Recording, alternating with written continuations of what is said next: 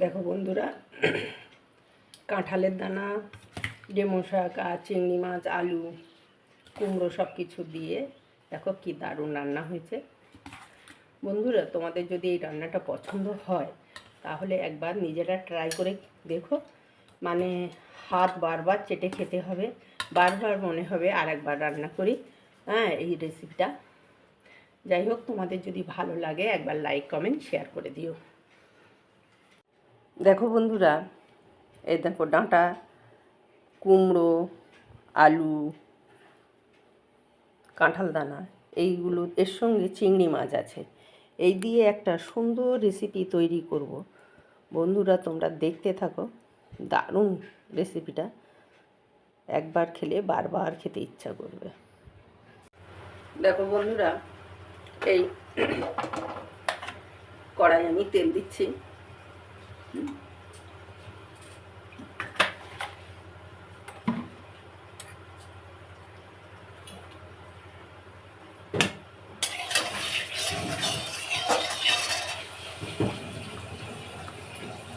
তেলটা একটু গরম, তেল গরম হয়ে গেছে, শুকনো লঙ্কা আর জিরে দিলাম,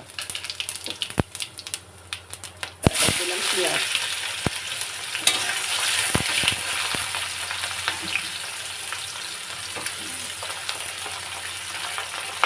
তারপরে দিলাম চিংড়ি মাছ ভিজে রেখেছিলাম, চিংড়ি মাছ দিলাম,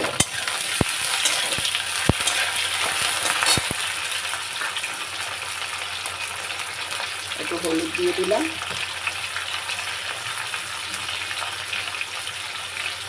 একটু লবণ দিয়ে দিলাম। এবারে এটা করতে হবে। এবারে আলু দিলাম আর কাঁচা দানাগুলো দিয়ে দিলাম।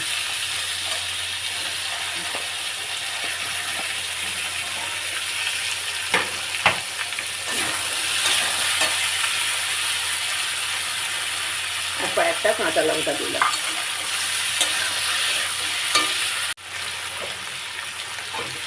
এবারে এর মধ্যে ভাজা হচ্ছে, এর মধ্যে আমি ডাঁটা কুমড়োটা দিয়ে দিলাম।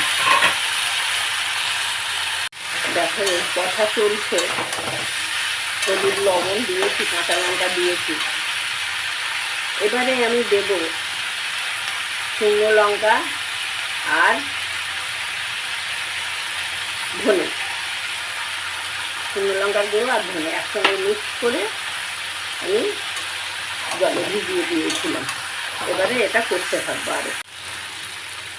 দেখো বন্ধুরা, এই কষা চলছে, বেশ কষা কষা হয়ে গেছে। মশলা আর সবজি খুব সুন্দর একটা সেন্ট বেরিয়েছে। এবারে আমি জল দেব, গরম জল দিলাম।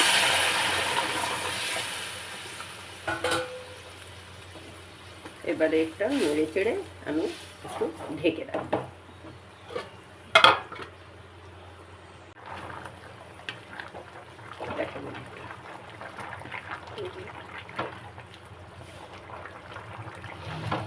আস্তে আস্তে একটু এই ঝোলটা মরে গেলে, কমে গেলে দারুণ লাগবে। দেরি আছে, তারপরে একদম দারুণ সুন্দর টেস্টি তরকারি। দেখো বন্ধুরা, এই রান্নাটা তোমাদের যদি পছন্দ হয় একবার লাইক কমেন্ট শেয়ার করে দিও। আর কোনো নতুন বন্ধু যদি এই রান্নাটা দেখো তাহলে একবার সাবস্ক্রাইব করে দিও। সবার প্রথমে সেই বন্ধুর কাছে এই রান্নাটা চলে যাবে এবং প্রতিদিনের রান্না বা কোনো আমার কাজকর্ম সবই সবার প্রথমে চলে যাবে।